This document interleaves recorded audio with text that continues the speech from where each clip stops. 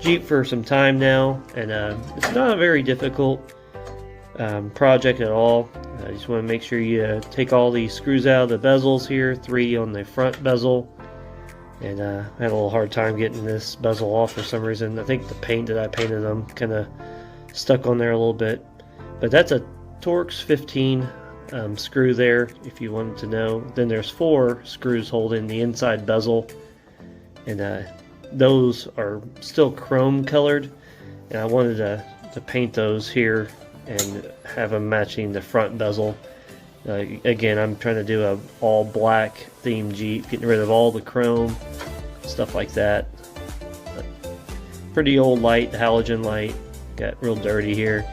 And those just unplug, very easy to come off. They didn't have a hard time coming off at all. Just unplug them.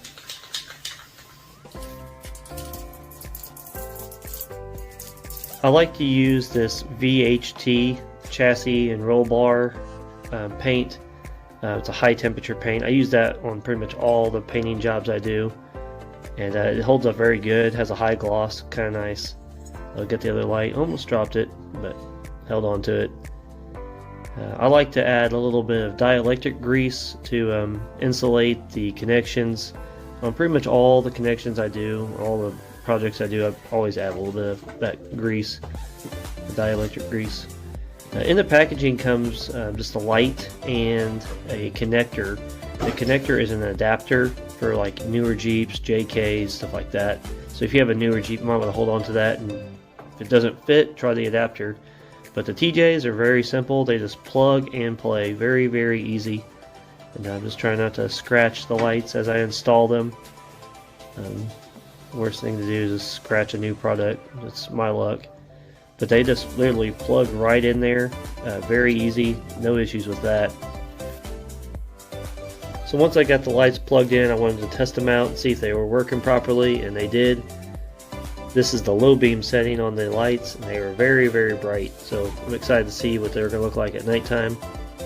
This part of the project here, I'm starting the wiring, the halo lights, the daytime running halos, and also the turn signal, which is part of the halo as well. So I found some extra wire in my electrical drawer here, and I found a green wire and a black wire that I wanted to use. Just a slightly bigger wire that I found than what was actually on the new headlights. I think this was like a 14 or 16 gauge when the headlights had an 18 gauge wire. So I'm just prepping them, getting ready to solder them on, exposing some wire, stripping them, the ends off here.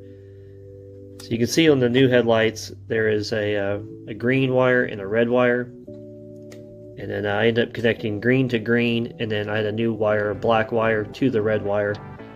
And I used the soldering gun. You don't have to use that, but that seemed to work pretty good for me.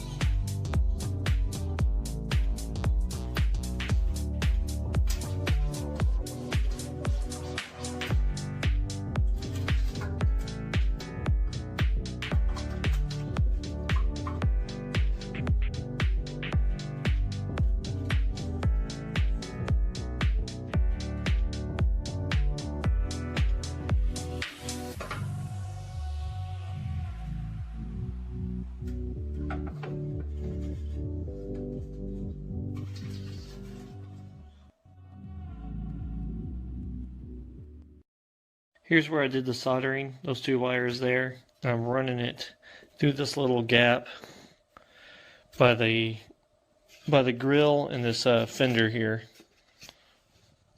if you can see it. And it comes down right here, pops out right there, and I'm going to have to go solder to the power cord on the turn signal. So I'm going to add one of the wires to here, and then for the daytime running lights to the parking light here. So I'm going to have to splice into, I'm assuming this orange one here. So let's see, I'm not sure which one goes to which light. So before I solder them, I'm just going to touch them to them and then like twist the wire onto each other and then go test them out. So that's my plan here. It's going to be hard to film down here. I'm going to try my best.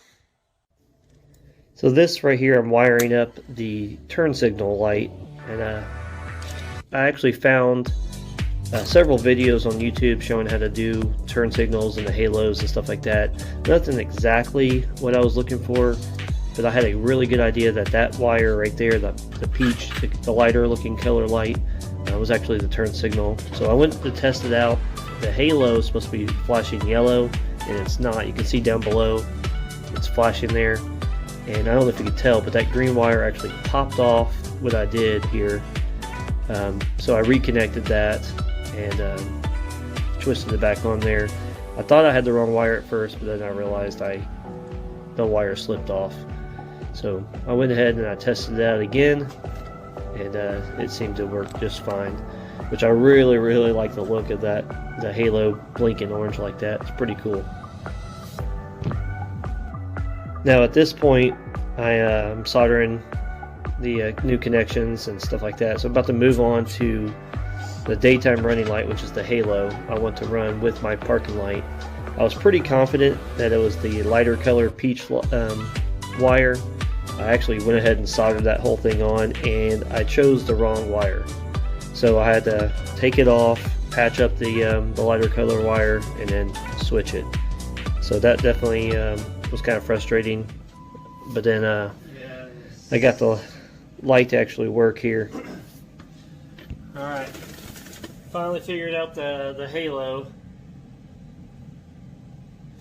So it wasn't the wire I thought it was. On the Jeep TJ, if you're wiring up the halo, it's the black-yellow wire. Black-yellow wire, not the peach-looking wire there. So I got to clean all this up, make sure it doesn't touch each other and stuff like that, so it don't corrode. So I wired up both sides. The driver's side light went a lot faster since I knew which wires I was going to solder on, and I didn't have any guesswork there, so it went a lot faster. And then I just put the bezels on. Once the inner bezels dried with the new paint, 4 screws for the inner bezel and 3 screws for the outer bezel. Everything went on just fine. Just reverse the process of when you took them off.